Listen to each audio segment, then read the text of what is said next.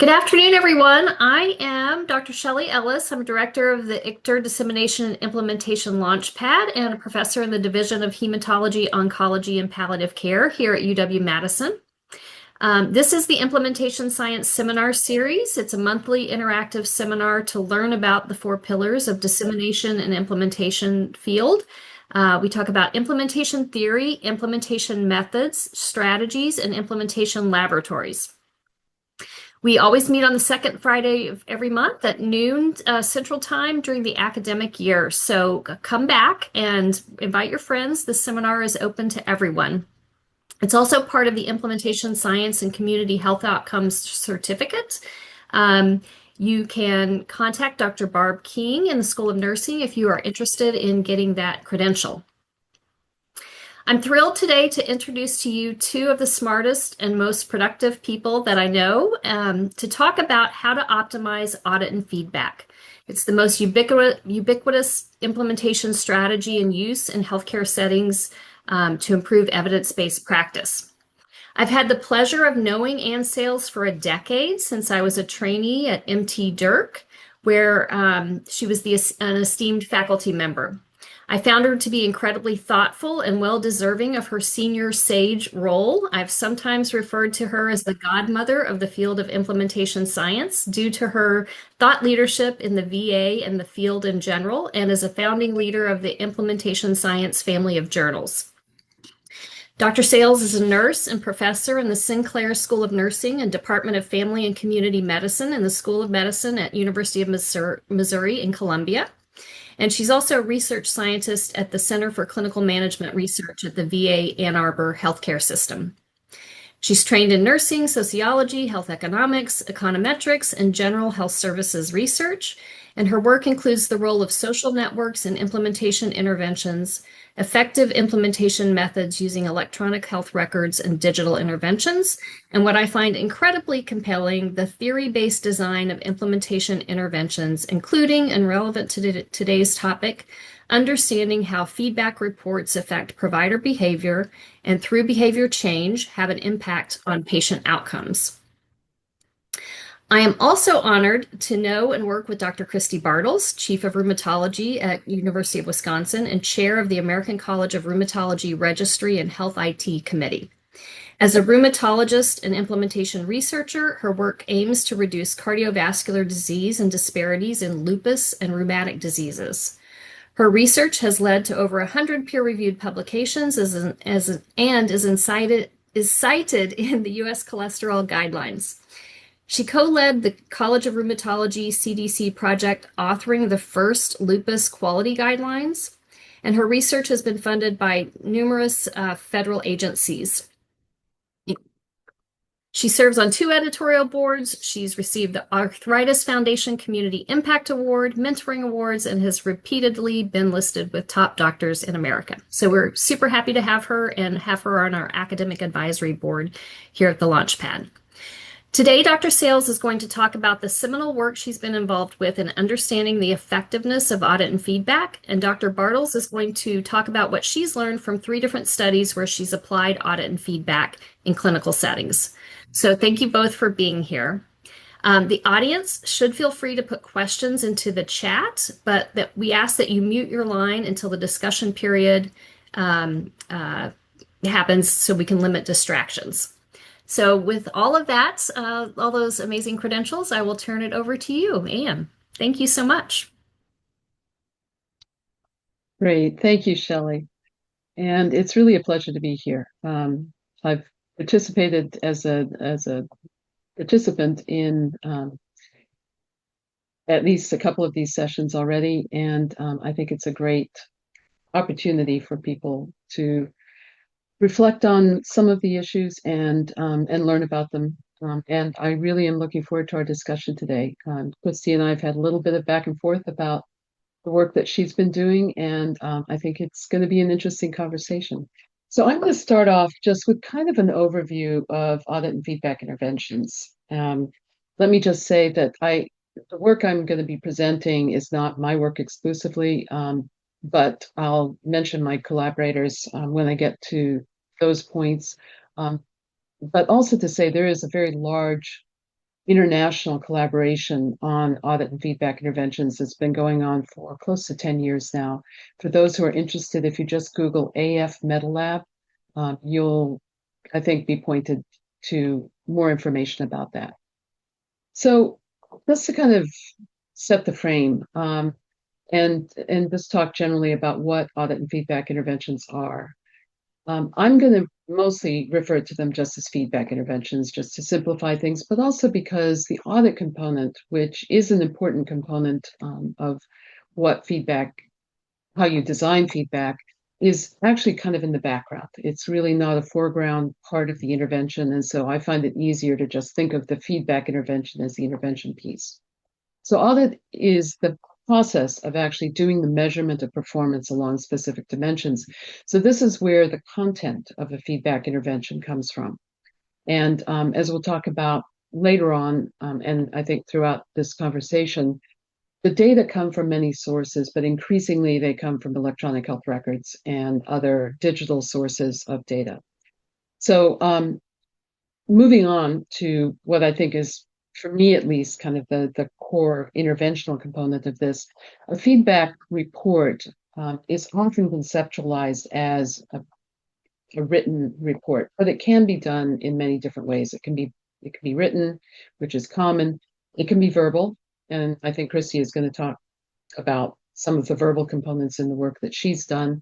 It can be delivered to an individual, it can be delivered to teams or groups, and it can be delivered at an organizational level. And we'll talk a little bit about all of those possibilities. I want to just say about this little diagram over on the right here. First of all, the stick figures are my ability to do any kind of graphic stuff. So that's about as far as I go, unless I copy something off the web and paste it in like I did on this side. But essentially, what I want people to think about is not just the actual report itself as the intervention, but the entire context that surrounds the report, which includes the workflow, it includes the organizational context, it includes aspects of individual context that individuals bring in terms of their attitudes, beliefs, preferences, and it also includes both the providers of the feedback and the recipients of feedback, as well as the actual formatting of the feedback itself. And I also want to note that the intent of feedback is really very important. It depends on what you want to do, and it can be evaluative. A lot of feedback is evaluation rather than necessarily oriented towards behavior change. It's to give people a sense of how you are judging them in context. It can be comparative. It can be designed to be motivational. And as I'll talk about more in a few minutes, that's often what we think about when we think about the feedback that we do as part of implementation interventions or implementation strategies. And then finally, it can be largely about accountability. So we're going to go to our first poll. And the question I have for you, yes, Kathy is launching that, thank you, is how effective do you think feedback interventions are based on our current knowledge? And I've given you 5 different possibilities. So what I'd like you to do is just go ahead and choose whichever one you think is closest to what we know currently.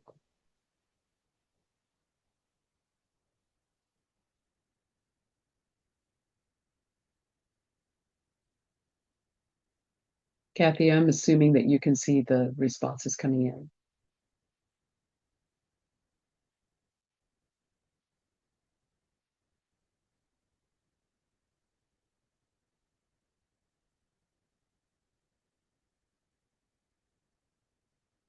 Great.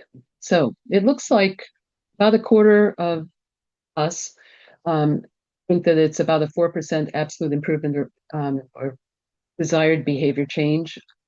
A smaller group of people think it might be as much as 10%. About 15% think it's no discernible improvement. Possibly around 6%. That's actually the plurality of people who are voting here. And 3% of people say that performance gets worse following feedback. So I'm going to say that all of these are possibilities. And in fact, performance sometimes does get worse following feedback. And as I will talk about just a minute, Oh, there we go. Okay, good. Um, so the Cochrane Review of Audit Feedback Interventions, which is at this point our best knowledge of how feedback interventions are working, was published just this past year, last March. Noah Ivers, who also led the 2012 update, Cochrane Review, led it again. And in this updated version, the current new mean absolute difference across the 292 trials included in the meta-analysis was 6.2%. So that's actually up from 4%, which is what the 2012 review showed. The confidence interval is somewhat wide. It goes from 4.1 to 8.2%. And an important thing, I think, is to realize that the most common behaviors for which feedback interventions have been used to date. When I say when feedback interventions have been used, let me be clear, in randomized controlled trials, which are the only type of study that are actually included in the meta-analyses in the Cochrane Review. So there's, in fact, a lot of other feedback interventions that have been conducted and studied and evaluated, but are not necessarily randomized controlled trials. But among the RCTs, the most common behaviors that people look at are prescribing and ordering, which makes sense in a sense because these are easily measured for the most part compared to other things. And they are also behavior change that lends itself to the kind of motivation that a feedback intervention can provide. So that leads me, though, to ask the question, so how do we design feedback interventions? Because if we just look at what the data are showing us at this point, 6.2% absolute improvement is actually, for any implementation intervention, pretty high. But it's still a modest effect. And I think it is clear, and this is something that the most current, the 2025 Cochrane update delved into more. The way you design a feedback intervention makes a difference in terms of how effective it is. So an important question is what is being reported? That relates to the audit process. But to whom is it being reported? And to whom being, who are the individuals, if it's at the individual level, and if not at the individual level, to what groups? How are those groups or teams comprised? How is it delivered? I'm going to get to this again in a few minutes, but the mode of delivery is actually, we think, quite important, although at this point, actually doing sub-analyses based on this is quite difficult, as we'll talk about in a minute. And then the question of, so what's the dose? And dose of feedback interventions has to do, to a large extent, with how frequently they're administered. How often do people get feedback? One of the interesting things, but I think possibly some of the anomalous things that was found in the 2025 update, was that it seemed as though feedback interventions that were repeated were perhaps less effective than those that were given one time only. However, we'll talk more about this later, but I have concerns that these are functions of what's being published and what's being studied, not so much functions of the actual, what we know about feedback. So other design issues, the format of the feedback itself. And now I'm thinking more about written feedback, but this is true of verbal feedback. It's unusual to give verbal feedback without some written component to it because many people aren't going to remember, especially if you present numbers or graphics, they won't remember that unless they have some kind of artifact copy of it. So how long is it? How many items are being reported? How easy is it to read? What's the size, the color, the graphics? How much text versus graphics do you have? And I would argue that in addition to those sort of concrete issues, there's also, has it been piloted? Do you know that people understand it? Is there any form of iterative design? Are we using co-design principles? Are users giving any input as the design work is being done? Mechanism of action is something that in implementation science more generally, we're becoming a lot more concerned about and beginning to think about a lot more than we have in the past. And a big question here, there's a lot of theory actually underlying feedback interventions.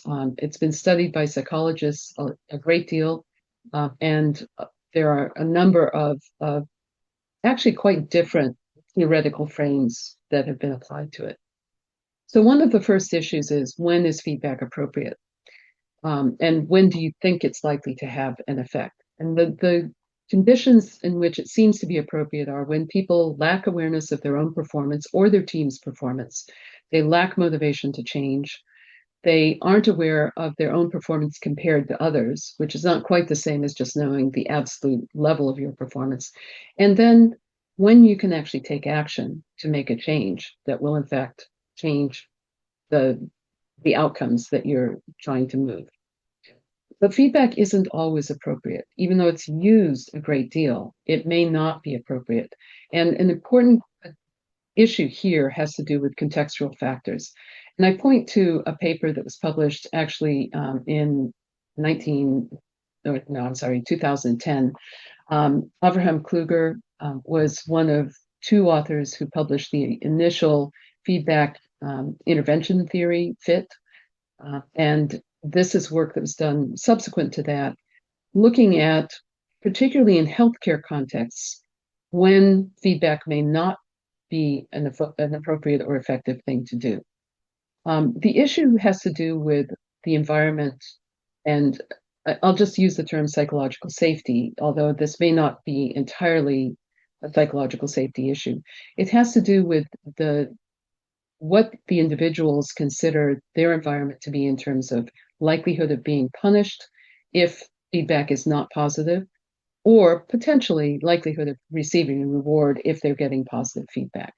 In healthcare, however, the bigger issue is probably almost always the level of expected potential punitive environment or punishment that people might expect.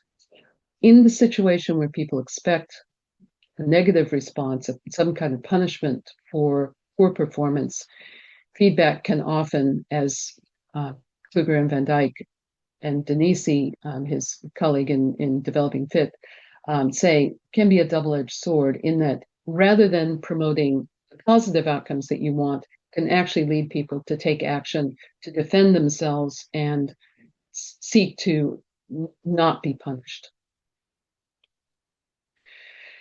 There's a lot more theory around here, and I'm not going to spend a lot of time on this slide. The citation is here. If you haven't seen CP FIT, which is a further working of the FIT theories that underlie feedback interventions, I encourage you to read this paper. They have come up with essentially a checklist that people could use as they design feedback interventions, of things that you really should take into account and ensure that you have, for example, clarity on the desired performance that you want to see achieved as a result of the feedback intervention. Okay, so this brings us, at least in my mind, to the next question, which is, are dashboards feedback interventions? I'm going to assume that people know what dashboards are. They've become ubiquitous in healthcare settings. And essentially, these are typically electronic, although sometimes printed paper-based copies of often dozens, if not hundreds, of different performance indicators that people receive information about on a periodic basis. So the question I have for you is, in your opinion, do you think that dashboards are feedback interventions? And I realize I'm not giving you a don't know response opportunity here, so I'm going to ask you just pick whichever of these three options that you think is best.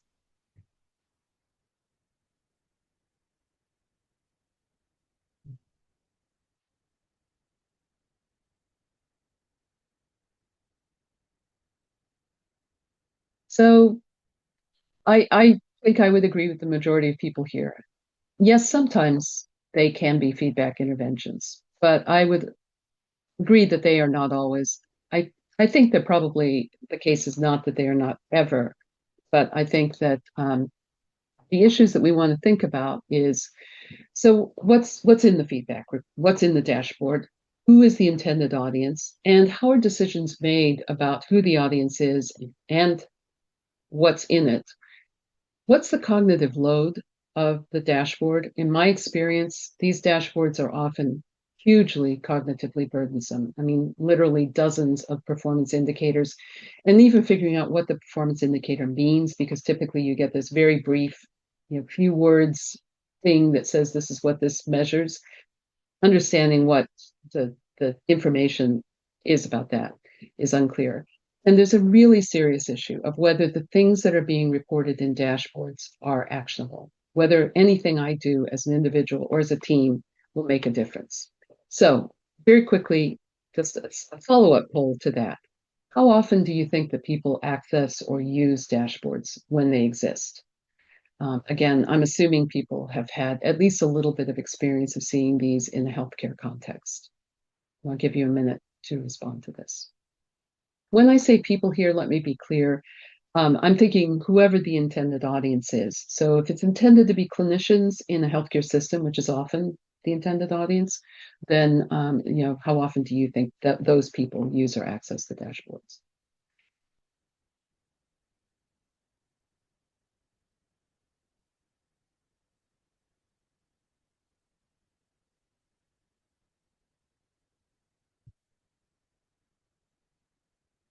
So the majority of people think probably seldom, and I would agree with that. I'll also say, in the case of some dashboards, probability that no one has accessed it ever is small, but the chance that the intended audience has ever accessed it is a non-zero probability.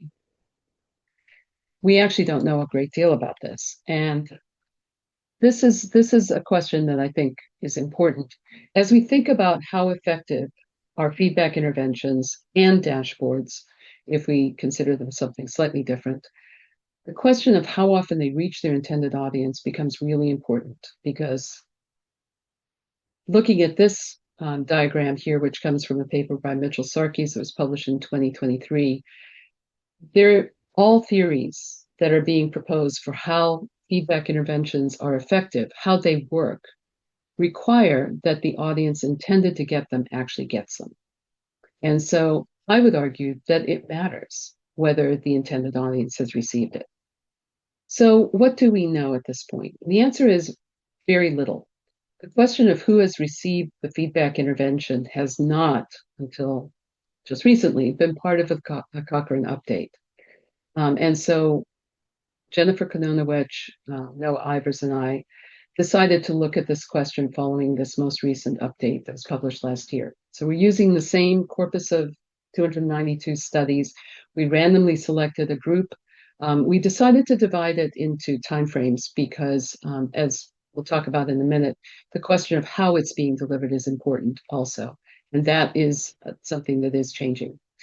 So we randomly selected 61 papers from the review, from what was included in the review, but there were also 61 papers that were identified through the search but not included in the review because they came in a little too late. So Jennifer and I extracted these data points from the 102 papers, 122 papers. We're simply looking descriptively at this point, not trying to understand correlations or what seems to be significantly associated with what. So these studies come over a range of dates. The earliest one is from 1986. The most recent one included in the search was 2022. And what was included in the updated review, I think actually just went through 2020. We intentionally oversampled the most recent publications because we're interested in the question of what happens in the digital world. And I'll just say wide range of topics, although the majority were focused on prescribing or ordering behavior, and the intended recipients were mostly clinicians and mostly physicians. This particularly is true of the earlier papers, where almost all of them are focused on physicians. So the important question first is, how was the feedback actually delivered? And this is actually not easy to understand. Only 34% of studies actually, not all studies report how they delivered the feedback.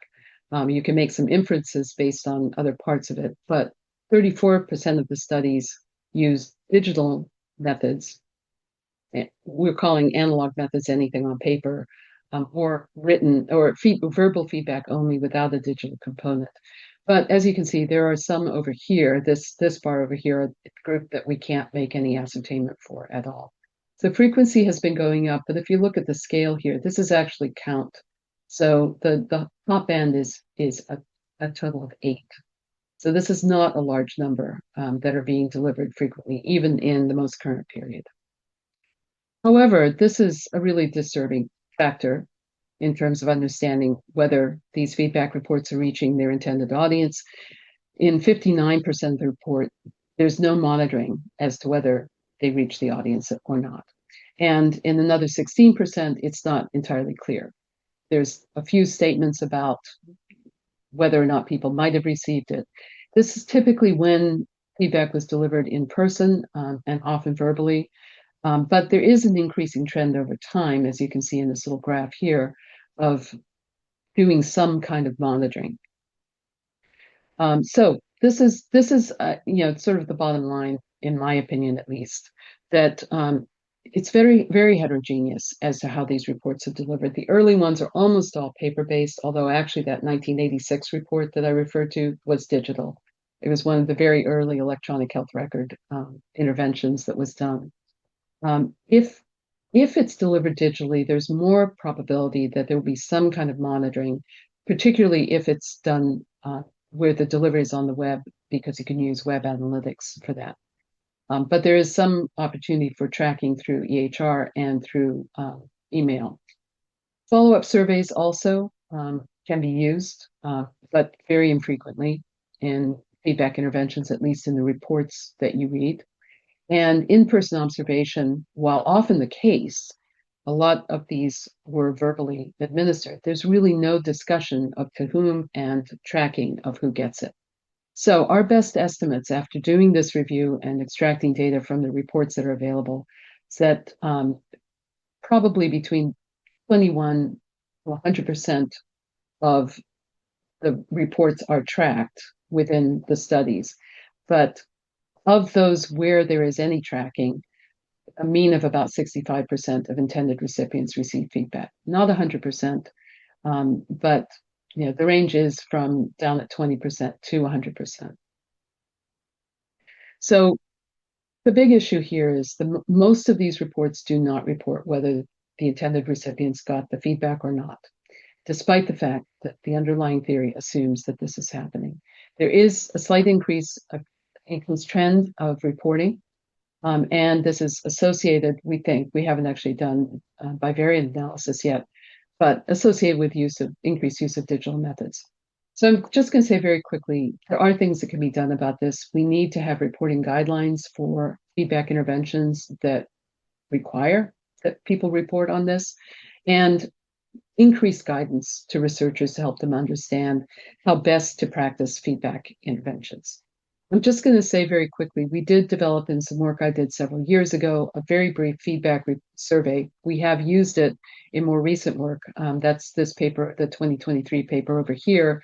And it gave us very depressing answers, which is that most people didn't receive the feedback intervention or the report. And as a result, we don't think it had much effect. So finally, one last poll before I turn it over to Christy to talk about the real world here. Having heard all of this, how effective do you think outcome feedback interventions are? And I'm giving you a slightly different response set here. Do you think they're very effective, moderately effective, slightly effective, or would you say we don't know?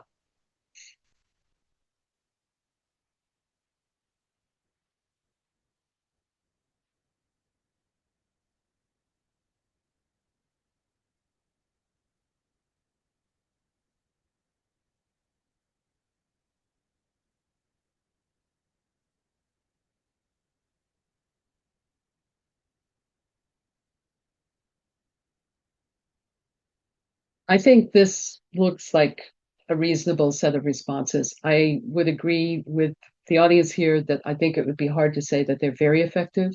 Um, I think that the current Cochrane update shows them to be moderately, small to moderate effect size.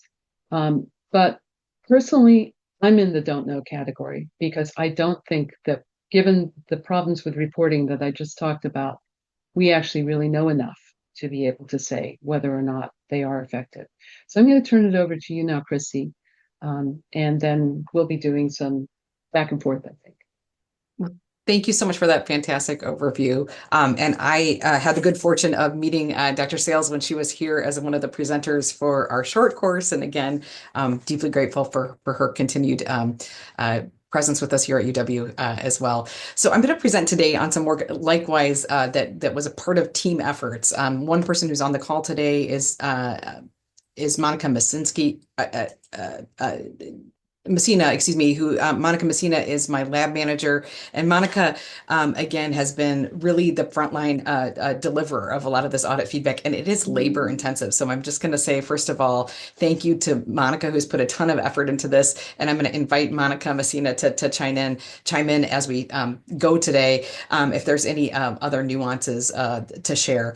As was shared earlier, we've done some interventions in about 8 different settings where we have done audit feedback. And I just thought I'd tell you a little bit about a few of those, about the underpinning model that Dr. Edmund Ramley, one of the brainstorm partners who was an expert in implementation science and systems engineering, helped me develop this model with actually someone from the College of Nursing using some behavioral theory as well. And we developed a model that we called IPAF. And I'm going to actually do a quick screen share here, and I'll tell you a little bit about our interactive participatory audit feedback model, a little bit about that publication, and then a little bit about maybe just the road testing lessons that we've learned along the way. So first of all, again, thanks for the opportunity to present here. We'll talk about IPAF, we'll talk about lessons learned, and then I've got some questions for you all in the audience, a couple questions for Dr. Sales and a couple questions for the audience to help us apply what we've learned today.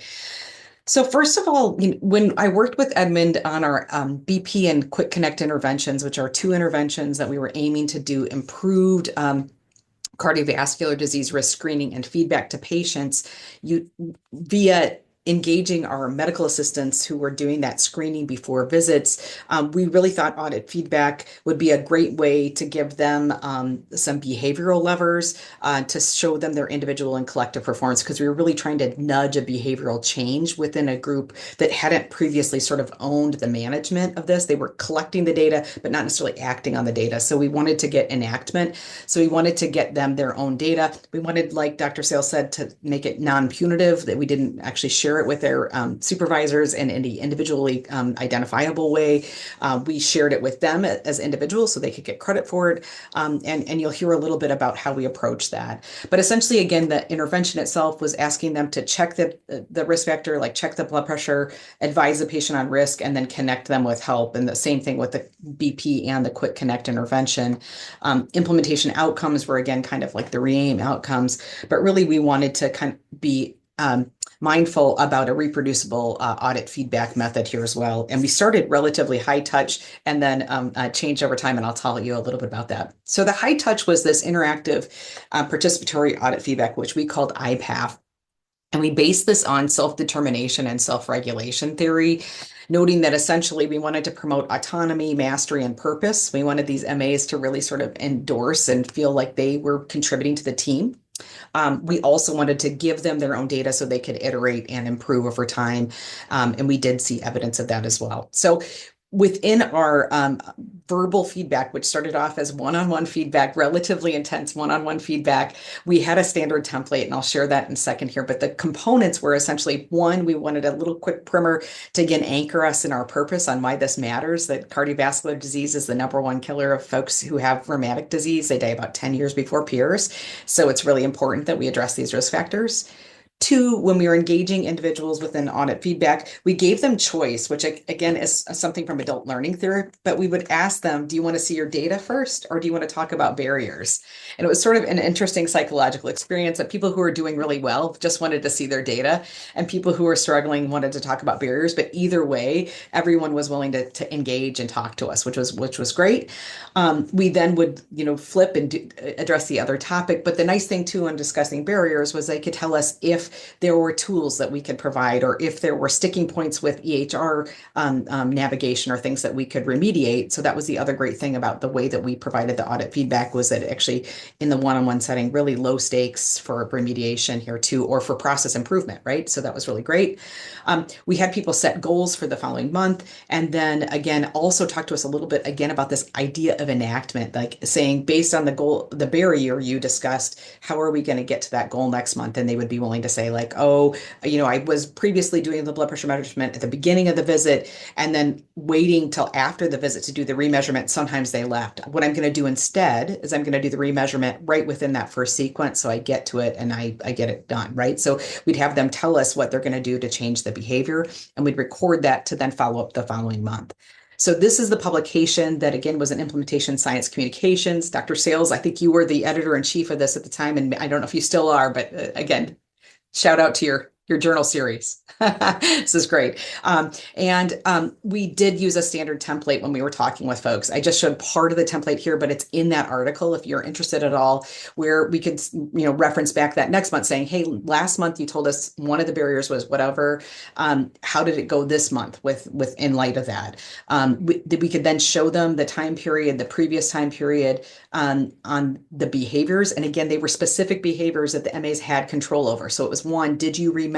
Did you get a confirmed blood pressure, right? They have complete control over that. And two is, did you make an offer for follow-up? Again, we don't control whether the patient accepts that, but they could control those two behaviors. Same thing for quit. Did you ask about readiness to quit if someone identified as a smoker? That was one.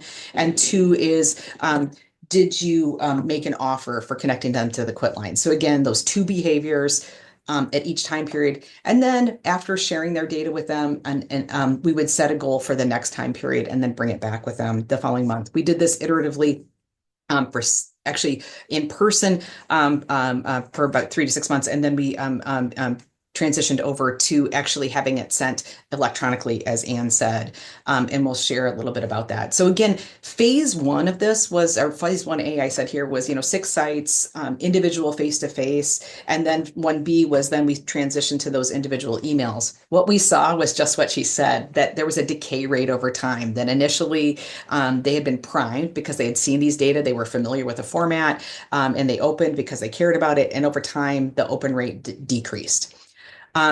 A second thing that we did was then in the next phase, we looked at collective data. We would bring it to a faculty meeting or a staff meeting where we knew everyone would be present, and we would show them their collective data, and we would do collective goal setting. We first did that monthly, and then we backed that down to quarterly in the maintenance phase. And then phase 3 is we have some centers now that have been doing this for years and years. And what we've done is we have transitioned this back to local leaders. And here's where we sort of cross our own boundary. Here we did go back to saying it would go to reporting leaders. But the nice thing is it's collective data. It's not individuated data. And so we did transition that back. So some of the lessons we learned along the way, one was that the individual audit feedback strengths were really, again, we developed rapport. They got to know us and they knew, we all aligned in the mission. We could remediate or again, kind of co-create some things to overcome barriers. We could celebrate wins, but the cons, obviously that is labor intense and hard to scale. And so that was one of the challenges there. Results that we saw in our initial couple of studies were that, readiness to a change improved, and also professional identity increased, that basically this really did get people to sort of connect with the task and to say like, oh yeah, this is part of my core work and I'm proud that I'm doing this core work. So that was cool. When we went to group audit feedback, we had one study actually in the OBGYN clinics, when we sort of moved this beyond rheumatology, we actually put one with group audit feedback, one with one-to-one audit feedback, and we were able to publish and show that that was actually statistically not significantly different, though numerically the amplitude was just a little bit lower in the group audit feedback group. So I will just put that out there that we tested that head to head with some comparator groups. And again, this transition to local leaders over time has been a bit of a challenge. We have been trying to make we've gotten some feedback for the visual for those group presentations to make it super easy. We used to have these pie graphs and these bar charts, and they didn't want any of that. They just wanted the number, the next goal, and a really clean sheet with those two behaviors. So that's what we've done. So we've kind of continued to iterate the visual presentation of that. But I got a couple of questions here that came up for us along the way. I will tell you. One was, when new staff arrive, we sort of put them in whatever phase we were in. But one of the questions I would ask for future iterations is, when new staff arrive, should we go back to individual feedback for a couple of months just to see that they're coming on the on-ramp? That would be one question I would ask. My second question was this idea of when we get to that maintenance phase, what do we think about supervisors providing that audit feedback? And my third question that I'm going to pose to the expert here, Dr. Sales, is what we found was when a lot of the literature she mentioned is about changing physician behavior. And what you see in physician behavior is that they don't blind data often. And actually, that pure competition sometimes drives performance. We did blind because when we did focus groups with MAs, they said, oh, we don't really want anyone to see our individual performance, which was understandable. So we would give them their performance and then we would give them average performance and top box performance that was sort of blinded for their peers. And that seemed motivating. What I will tell you is the one time I misstepped, I will just put this out there, was I had within one health system, I had two clinics and I shared both the clinic level aggregated data and there was a whiff of animosity that I unblinded and shared against across the system. So I will just say what I learned from that experience is that physicians maybe see competition as a healthy thing, and that the social norming it was perceived less positively when we did that even at the group level. So Ian, I'm going to pause there and ask the question, and then if we have time, we can get to my other example. But those will be the three questions I might pose for you first. Onboarding new staff, supervisors as feedback givers, and kind of how to use blinding versus individuated data. What are kind of some best practices in that realm? Yeah, I think these are all really, really good questions, Christy. And I'm just going to say, certainly with respect to the first question, I'm not aware of any studies that have actually addressed that question. I think that actually gets into a whole range of topics around sustainability Yeah. that are not actually part of the discussion. Feedback interventions, are thought of as implementation interventions, which is not necessarily getting to routinization or sustainability of the new practice. But I think if that has been an important way for people to change behavior, then I would say just it makes sense personally. In terms of the question of supervisor, this is actually an area where if you read the Cochrane updates, both from 2012 and the most recent one, the statement is made that when it comes from the supervisor, feedback appears to be more effective. However, in the psychological literature, particularly the older psychological literature and the org psychology literature, this issue has been studied pretty carefully. And the issue really has to do with, how psychologically safe is your supervisor? And how good is your supervisor at giving feedback? I'm just going to say, I do supervise people and, so I have to give feedback and I'm not very good at it. I've never been trained to do feedback. Few people in healthcare have. And I think that as long as that's the case and it's being delivered haphazardly, frankly, by supervisors, it's a risky business. So, and if the supervisor, because the supervisor could be overly nice to people, or they could be overly harsh. And the question is, how do you get people into sort of, either more neutral or, somewhere in the positive, but not too positive range. And then your final question, excuse me. Sorry, I'm blanking on it now. It was actually about sharing unblinding data or using sort of yeah. a little bit of competition, whether or not that's helpful, or like any rules of thumb over blinding practices and audit feedback. All I could tell you is that it varies widely by the groups. So here in Southeast Michigan, which is where I still live, despite being at the University of Missouri, the Blue Cross Blue Shield of Michigan has funded a lot of quality collaboratives over many years now, which are almost all physician oriented, not entirely, but most of them are. But they vary widely in whether they give identified or blinded information. Excuse me, they use feedback all the time. That's standard practice in all of the collaboratives. But how they deliver it varies widely. There are some groups that have told the leadership of the collaboratives, do not identify us. And then there are other groups where it is completely identified from the outset. Interestingly, that's one of the oldest groups. It's the cardiothoracic surgery group. Mhm. And if you know the history of feedback reports at a large level in the United States, at least, cardiothoracic surgeons were one of the first groups to have their data put out, for public knowledge about their performance on key outcomes of surgery. So, I think that contributes to their willingness to be identified, and to talk openly about who's performing in what ways. But I would say, as a design principle, a design question, I think it's always a question to pose for the design purposes, and ask people what they feel is appropriate. Great. Any other thoughts or questions from the group? I'm going to actually give us a little minute here. I have one other example we could use to chew on if we want to, but I want to just open it up to the group.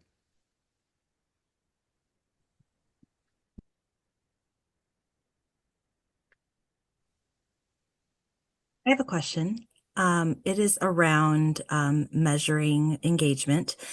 We recently were influenced by a previous talk that we heard Ann Sales give, and attempted to measure engagement and really failed, to be honest. I mean, we tried in multiple ways. We tried read receipts. We tried a survey. We tried trying to think what else we did. We tried measuring if someone clicked into a dashboard. I should say that this feedback was presented by email to individuals, so they could open the email. So we didn't. So anyway, read receipts didn't work. The survey within the email didn't work. Not everybody clicked into their dashboard, which is fine. They didn't have to. They could see, a snapshot of their data in the email.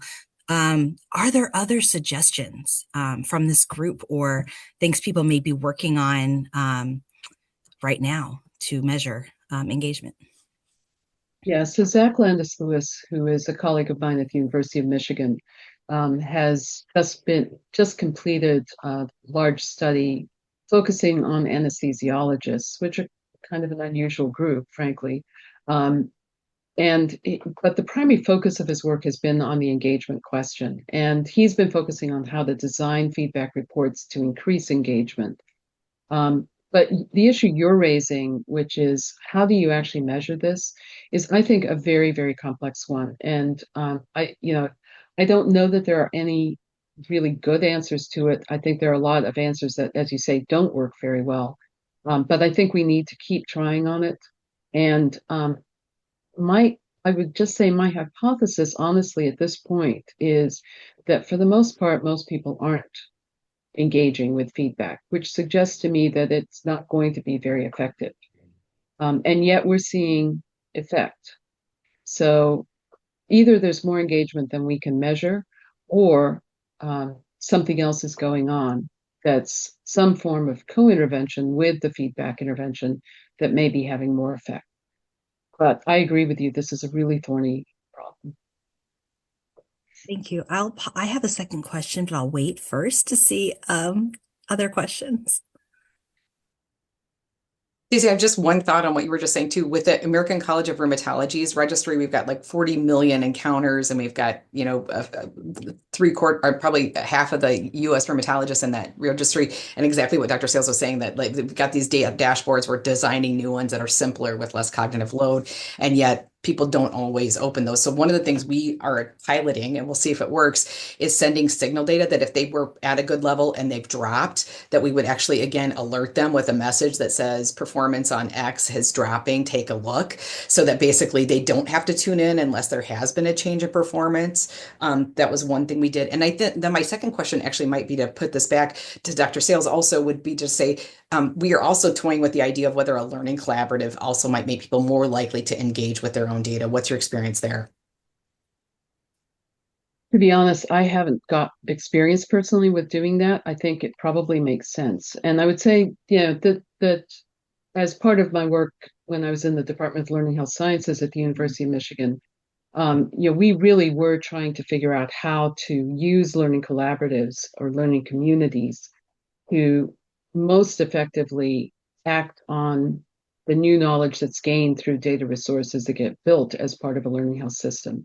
But I think that work is really still in its infancy. And I think it's going to be highly contextually dependent. Just as a note, there was a question from Anand Narayan about whether there are best practices or resources for dashboard creation. The paper that I'm aware of that I think has the most utility for this is probably the paper that Jamie Briho at Ottawa Health Research Institute led.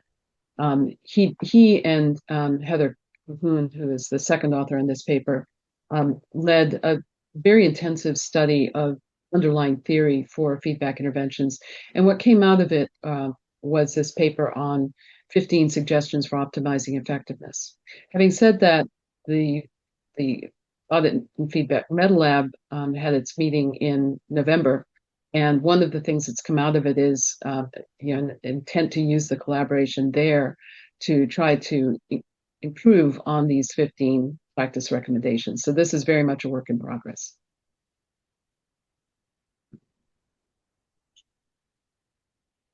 I would enter a question from one of the ISHO certificate students.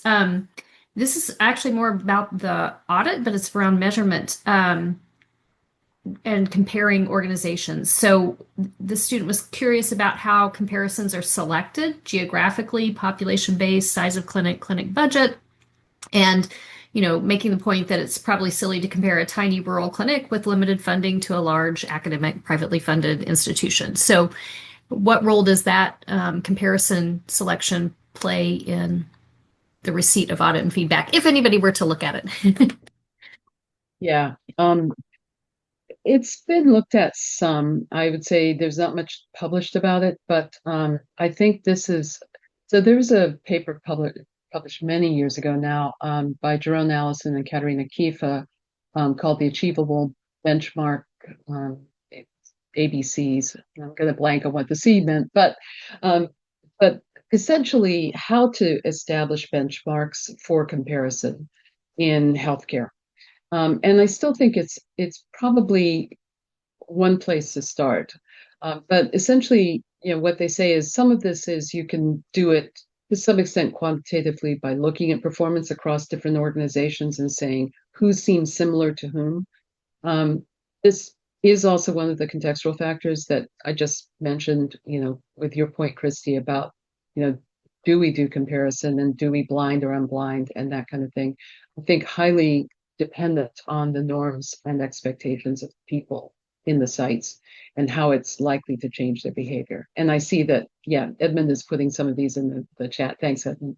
I'm smiling here too. So Edmund, I'm thrilled that you're here, and I'm sorry I didn't clue into that as faster, but thanks for the great citations. And one of the things we did too was, so when we compared, we, for instance, did 2 OBGYN clinics within the same system that had the same EMR, similar nursing structures, right? And then use those as comparisons.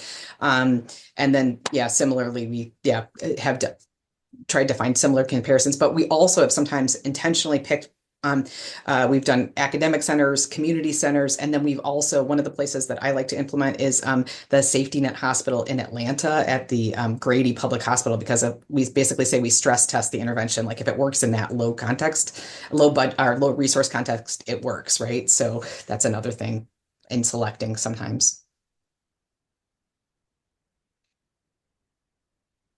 Edmund, do you have any other thoughts on things, or Monica, anything else on what we learned over the years? Great to see you, Christy. Good to see you again, Anne. Twice in the same month. I'm very lucky. I have, as you both know, frequently been intrigued over the years by this notion of implementing the implementation strategy, which itself is an intervention, of course. And so, Anne, you were talking about it depends on whether the supervisor is trained in giving effective feedback. So training supervisors and giving feedback could be one of the implementations of the implementation. Training people on how to receive feedback and how to take action on it so that they have more self-efficacy and perhaps more comfort in receiving feedback. Cultivating, of course, a culture of psychological safety, even normalizing feedback and normalizing a culture of improvement and of continuous improvement, which is not always normalized.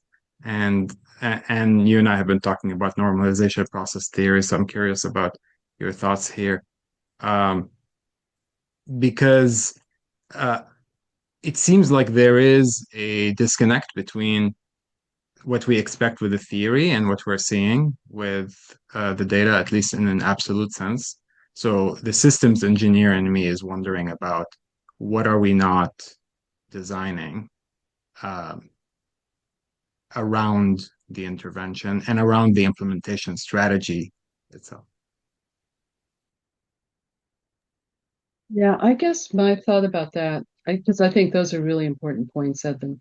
My initial thought is, I think when we think about those contextual factors that we know from what I think is really solid theory in the psychological literature in particular, um, it gives us clues about the things we should be trying to design into our deployment of implementation strategies like a feedback intervention. And you're absolutely right. There's, we tend in the literature on implementation, and this just to me just says we're still in our infancy. We tend to be very sort of black and white about it. Well, we did this implementation strategy. I'm working right now with a group in the VA. We're going into our 15th, year of working together, and they are very explicitly building in 6 to 8 months of pre-implementation work, identifying champions, working with the champions, doing preliminary surveys, trying to understand these issues around psychological safety, around contextual factors before deploying any intervention at all. So that I think is kind of where we're sitting at this point, which is very frustrating to a lot of people because the goal for many people is speed. This is all about doing this whole thing faster and also more effectively. And I'm not sure that those two goals are mutually compatible at the moment, at least not with our current state of knowledge.